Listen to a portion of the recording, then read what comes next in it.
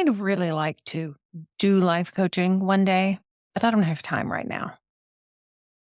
I don't really have the time and energy to dedicate to coaching long term on this thing. Working through this is going to be hard work, and I just don't have it in me.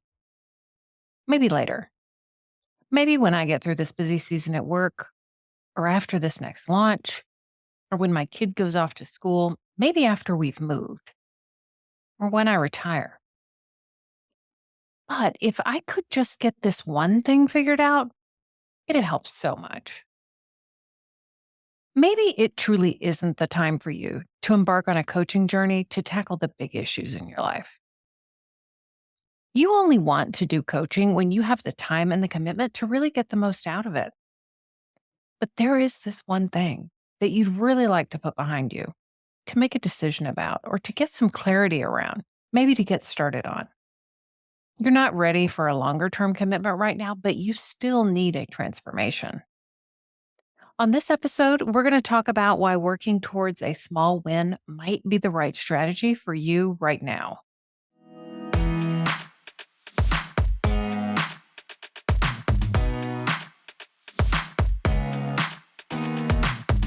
Welcome to Not Your Mama's Midlife Podcast with Stephanie Lee.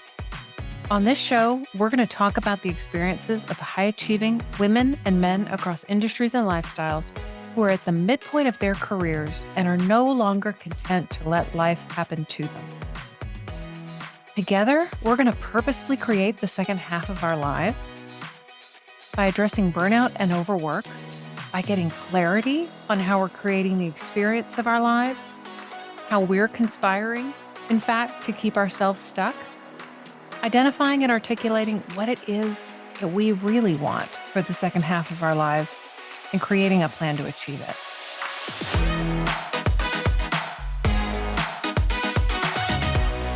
I was feeling discouraged. My body felt like crap, and I had just been through part one of some rather intense dental work. You can probably hear my in-progress teeth, actually, if you listen carefully. And then I had been laid low by the stomach flu.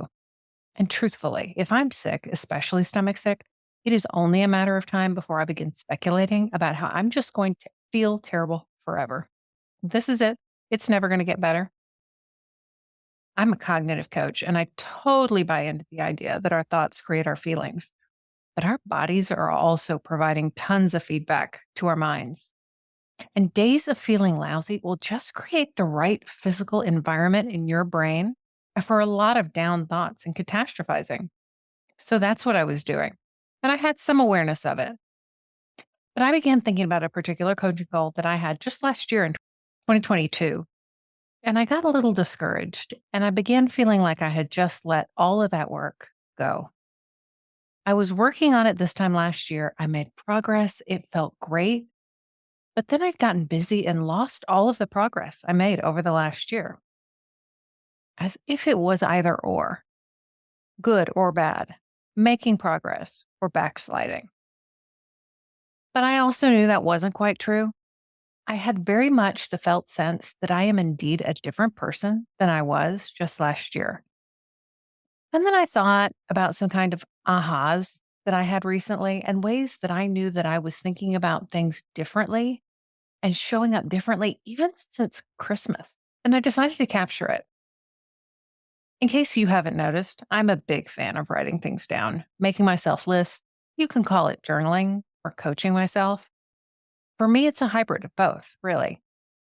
Even when I write things down, I do still have a hard time hanging on to it, but at least writing it down allows me to see things I wouldn't otherwise see. So I started making a list. And the list I made was this: how am I more of my future self now than I was? And I want to explain this a little bit. A concept that I'm not sure I've referenced yet on the podcast at all is the concept of future self. The idea being that we are always changing, always growing, and we're on a continuum always from our past self to our future self. My future self could be the Stephanie of tomorrow, who wakes up glad that I didn't overeat the night before. Or my future self can also be Stephanie 10 years from now, representing a goal I'm moving towards. who I will be, what I will believe, how I will show up in my life when I've achieved or accomplished or grown in the ways that I want to. So I have a rough concept of who my future self is 6 months, 1 year, 3 years, and 5 years from now. If this interests you, I'm going to recommend Be Your Future Self Now by Dr. Benjamin Hardy. And for sure, this is something we're going to talk about in future episodes. But the way that I framed that question to myself, how was I more my future self now than I was? I didn't really give myself a time frame for what I was comparing it to. That didn't really matter. What I was doing was asking my brain to go on a hunt for all of the ways that I had changed or grown that were in alignment with how I wanted to intentionally transform. And once I got started, the ways in which I had changed just absolutely flowed out of the pen. And I noticed a lot of them were actually very minor things. I haven't lost the weight I want to lose yet. I told you that I want to lose 40 pounds by the end of June this year. And the reality is that right now, after 2 international trips, I'm actually kind of afraid to get on the scale. So it's easy to say, I haven't made progress. But instead, I noticed some things that have changed about the way that I eat. I would say for good. They're going to stick with me and undergird the 40 pounds that I'm losing. For example, I don't really want to experience the discomfort of overeating anymore. And you may say, yeah, well, that's obvious. But for me, actually, it's not. I have long enjoyed the feeling of being full, a little sleepy, drowsy, warm. I equated that with rest after a long day. Now I find myself really recognizing that as discomfort. And because I want to feel good in my body, I'm more in tune with noticing when I'm getting full while I'm eating and stopping before I begin to feel that full, warm, drowsy feeling that I used to associate with satisfaction. Similarly, I've learned and really made a habit out of avoiding carbs at lunch. Not 100%. And when I travel for work, I'm more flexible. But I find that carbs over lunch contribute to that mid afternoon desire for a nap, which is, frowned upon in my workplace. I tend to really feel better in my body if I stick with proteins and veggies over lunch. Again, this isn't a huge deal, but it's absolutely going to contribute to the 40 pounds down that I'm going to be.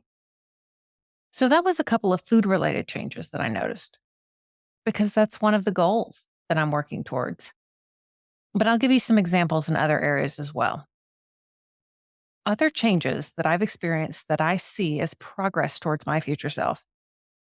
I'm stopping myself during the day, asking myself what I need, and actually doing it.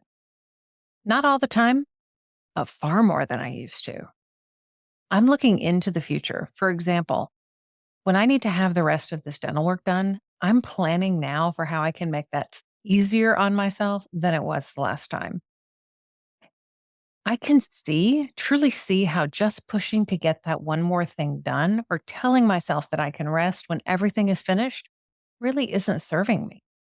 And I'm more willing, not always, but more willing to take a break, knowing that that will set me up more for restorative rest at the end of the day than if I just keep pushing now, even if it gets me done earlier. Interestingly, these small changes are pretty impactful to me. As I look at my whole list, maybe as many as half of them are examples of ways that I have just changed my thinking about a topic. Again, all of them feel pretty minor, but I am experiencing them as impactful. I'm seeing how checking in and asking my body for what it needs is actually very related to checking in while I'm eating and deciding if my body wants to continue eating or if that's actually just my brain wanting to continue eating for comfort. I'm seeing how learning to check in and take needed breaks during the day, even when I have that impulse to push hard now so that I can finish earlier, actually keeps me from being able to check in with my body later in the day to see what it needs. It's as if I become disconnected. So it's an exponential impact. And it's all kinds of like cross impacts between different things that I'm working towards. in what seem like unrelated areas. I think it grows in these areas a bit like a spiral staircase. We may continue walking in circles, seemingly revisiting the very same issues, but from a slightly different elevation each time. We're moving up the staircase, but it's a beautiful, elaborate spiral staircase. It's not a rope ladder where we're pulling ourselves up each rung with brute strength. But looking at my progress at the small wins in this way, it changed everything about my perspective. And I thought about this in the context of conversations that I have with many of you. You feel pulled to something more for your life. You have desire and a want for something more or different. But the very idea seems too overwhelming. You can't even get a clear picture of what the first step would be. You don't think of yourself as having a defined problem per se. Maybe on paper, your life looks great, but you've got some restlessness or a malaise that you haven't quite gotten to the bottom of. Carl Weick put forth a framework of small wins in 1984 as a strategy to address big, ill structured social problems. Think big, thorny issues with no clear answers and significant implications. I'll link the article in the show notes. I like to apply this principle of small wins to life change. When we're looking to make big changes in our lives, we can get bogged down in how overwhelming it is. How are we going to do it? There's no clear strategy. And all of the mental chatter about how it's too hard and we can't do it anyway. If we think about this in terms of our nervous system, what we've talked about in earlier episodes on burnout, we're sending ourselves up into a sympathetic state where we're less able to think critically, creatively, and clearly. And then we're asking ourselves to solve problems. But when we identify and pursue small wins, smaller, achievable goals along the way, suddenly things become a bit easier. That goal, it doesn't seem quite so insurmountable. We're able to see markers of progress. We see progress is indeed possible. We build confidence in our own ability to achieve. We build momentum and belief in ourselves. And we don't acquire quite the same amount of mental resistance to doing the thing, whatever the thing is. I was training for a half marathon in 2019. After a lifetime of not being an athlete, I had become a runner, and I was going to run my first half marathon in my early 40s. Part of training for an endurance race like that is learning how to fuel yourself during the race and how to fuel yourself generally while running a large number of miles each week for the training. And at that time, I had been vegetarian for nearly 30 years. But I tell you, and this was just my experience, I know that it's different for others, so don't generalize this. And certainly it's not a statement on being vegetarian or meat eating. But I couldn't eat enough beans and rice to satisfy my hunger. We would go over to Moe's after bike riding, and I would get the vegetarian burrito with beans and rice and their tofu, which at the time was great. And that would be about the best I could do to really feel full. But I was just hungry all the time. And adding insult to injury, I was gaining weight. So I decided that I needed to start eating meat again after all of those years of being a vegetarian. My gateway back into eating meat was bacon. My husband and I went on a vacation to an all inclusive, and we'd sit on the beach with a plate of breakfast, snuck outside from the buffet, not sure we were actually allowed to do that. And I would get bacon for him, and then I would eat it. That was my first small win when it came to eating meat.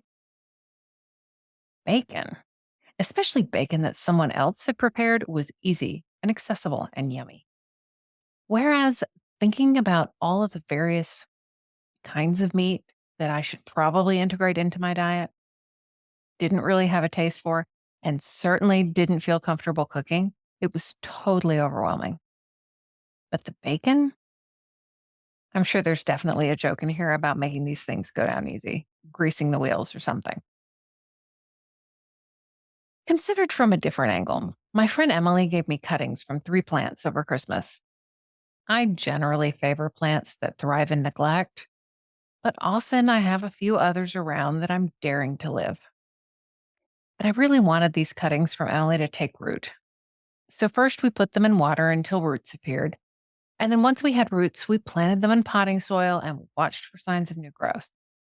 Something to tell us that the roots were getting sufficient nutrients from the soil to begin supporting the plants. Finally, after 2 months, all three plants have evidence of new growth. And these tiny little leaves are evidence of all that has happened beneath the soil, the growth, the establishment of roots I can't see. You can check out my pictures of my little cuttings on my Instagram page at Stephanie Lee Coaching. So, what are some other examples of these small wins that I'm talking about? A small win might be a decision that needs to be made. It might be getting started taking first steps towards a goal. It might be dealing with stress and overwhelm, or dealing with a specific problem or a conflict in the here and now with no eye towards the future. It might be simply creating space in your life to figure out what it is that you want, carving out time and space exactly for that. It might be getting clear on your why for something that you want to do, your reasons for a particular goal that you have. It could be an opportunity to wrestle through something about which you don't have clarity right now in your life. It could be a way to address a sense of angst or an itch to scratch or just something you really need to sort or think through. And because I think this is important and valuable and needed, I'm offering a new coaching package of 3 sessions to support you in getting your small win. If this is for you, if a commitment to 12 or 24 sessions just seems impossible, if you don't have the time to make that kind of commitment, maybe you have a problem that actually doesn't seem like it's going to take that long to fix. Maybe you're curious about coaching and want to check it out.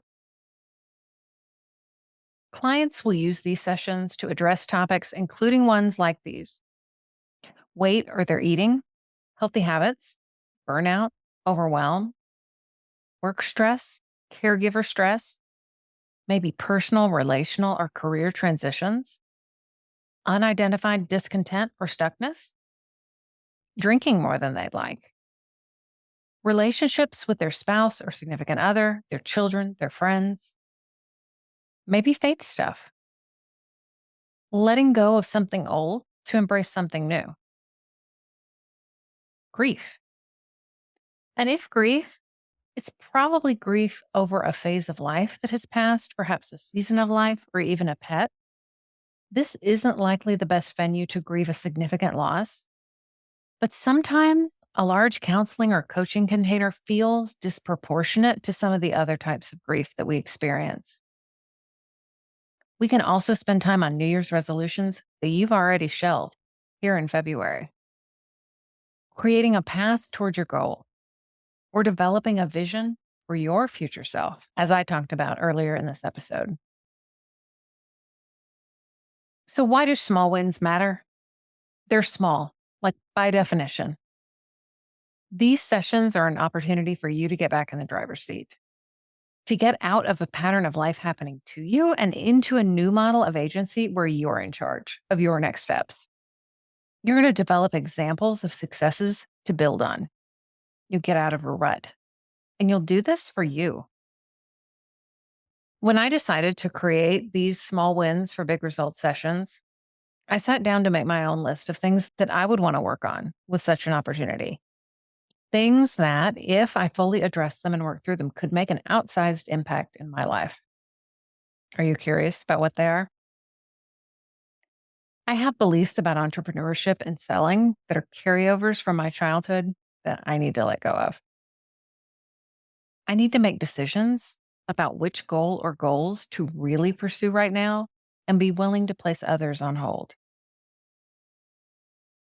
I need to figure out what it looks like to change the way that I work to be more productive, not just to work harder or longer, but to really investigate and re engineer the way that I work to be able to achieve more without the same amount of hustle that I'm currently putting in.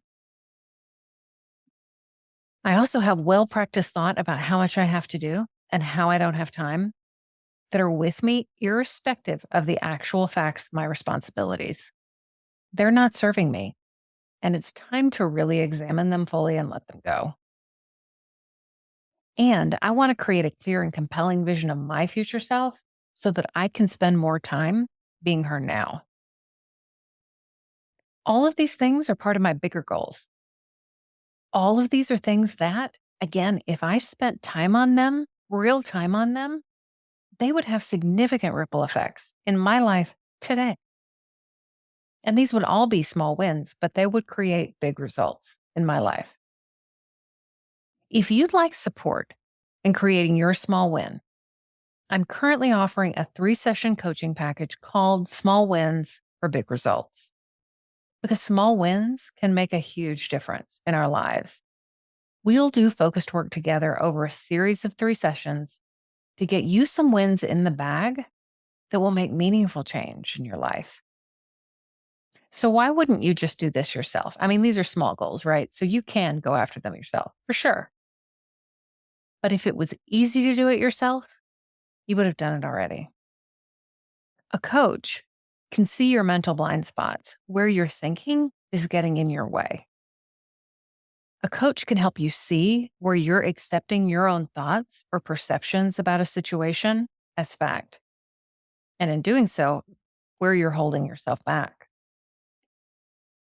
They can also help you to excavate the story that you're telling yourself, to handle it gently, like an archaeologist, to dust it off and examine it from all angles and decide if it's worth keeping and preserving or if it's just junk, better lost to time. A coach can offer support and accountability. They'll say things that you may need to hear that your friends and your family often will not. And unlike your friends and family, a coach has no agenda for what you do. In fact, a coach won't tell you what to do. But kind of like an organization guru helping you go through the closet, a coach can help you sift through the junk in your brain and find the most important and most effective thinking that will help you make the best decision in accordance with your own wisdom and desires. A coach can see too where you're growing and developing when you can't, when you're too close, and they can help you celebrate it. So I know you don't want to miss this opportunity. So send me an email, let me know you're in, and we will schedule your sessions. You can reach me at stephanie@stephanieleecoaching.com. And I so look forward to hearing from you. A quick personal note. I may let this be the last episode of season 1 and to come back with fresh perspective and with fresh ideas for you in season 2. I was not planning necessarily to take a brief hiatus, but one of the things that I've told you that I've learned and an area where I've changed is actually asking myself what I need and giving that to myself. And this may be what I need. If I end up going in that direction, I haven't disappeared. I'm still available online. Follow me at Stephanie Lee Kirschman on Facebook, Stephanie Lee Coaching on Instagram, and Stephanie Lee Kirschman on LinkedIn. I would love to hear from you. And if you're not on my mailing list, you want to get on there. These sessions that I'm offering, I let my mailing list know first. So they got first dibs on the spots that are available. I'm going to be offering some webinars and some other things coming up over the course of the next few months, and you want to get in on that. So get on my mailing list. You can do that at my website at stephanieleecoaching.com. Thank you for sticking with me through episode 32 of Not Your Mama's Midlife Podcast. And I do hope you'll join me back here on your favorite podcast player or YouTube for our next episode. Wherever you listen, please do like and subscribe. Tell your friends. And if you're enjoying it, leave us a rating on Apple Podcasts. It really helps others to find the show. Have a great week, and I can't wait to chat with you again soon. Bye.